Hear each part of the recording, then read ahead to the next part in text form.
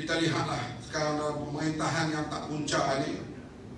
Saya kata menteri, timbalan menteri dia tak susah, dia ada gaji, dia ada allowance.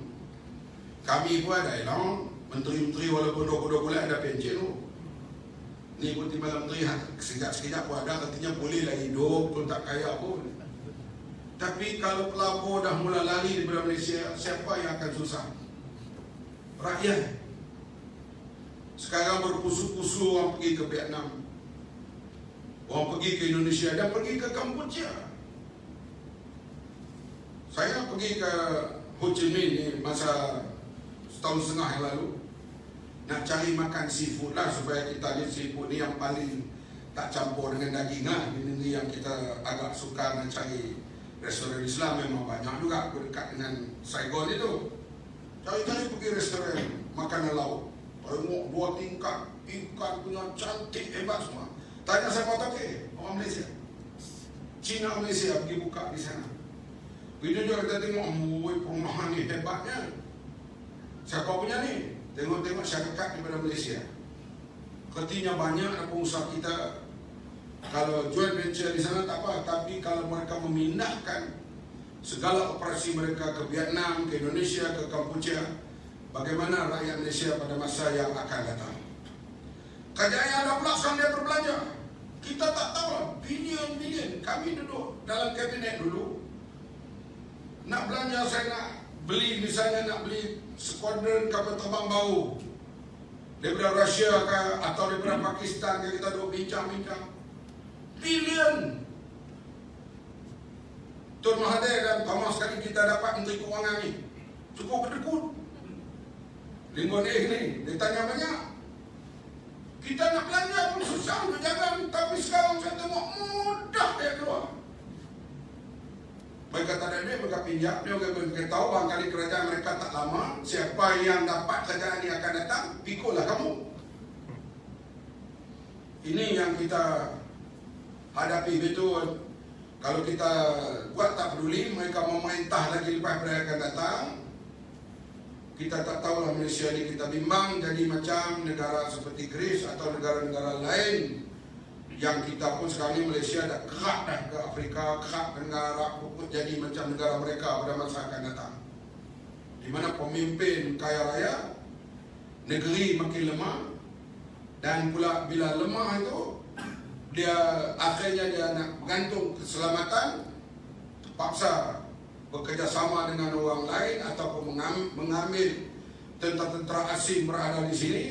Dan kita kawasan ekonomi yang paling hebat di South China Sea ini, kalau tak diurus dengan baik, kita akan menghadapi satu masalah yang besar pada masa yang akan datang.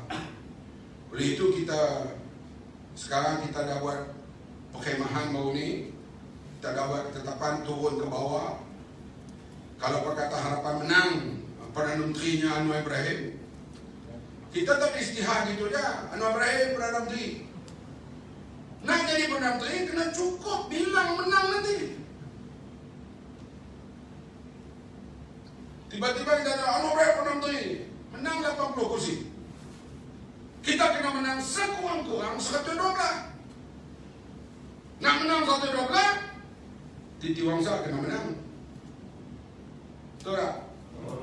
Labuan kena menang, Putrajaya kena menang, Tanjung Karang kena menang, Sabak Bernam kena menang. Kemudian kalau tak kuat lagi, kita kena cari kawan supaya menguatkan kedudukan kita, supaya kita cukup bilang ni.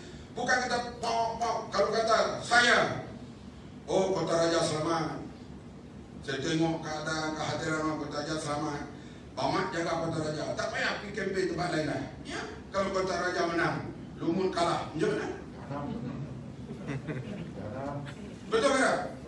Kita mau Lumut menang, kalau Kamsa BN kalah, Gerik Pakatan Harapan menang, Berwas pula kita menang lagi. Barulah kita istiharah Perdana Menteri itu, biarlah kita sama-sama untuk memikul tanggungjawab mencukupkan kemenangan. Dan kita kena berkawan dengan NGO-NGO yang sekarang ini yang nak bersama nak menolak mereka yang tolak Undi 18 itu. Kita kena kerjasama supaya kita dapat kekuatan. Sebab dalam pilihan raya ni undi orang ramai diambil kira. Semangat. Tapi kalau orang tak undi kita berilah apa idea manifesto yang paling baik macam mana pun, kalau orang tak undi tak boleh capai kemenangan. Dan cross lebih daripada separuh itu perlu dicari.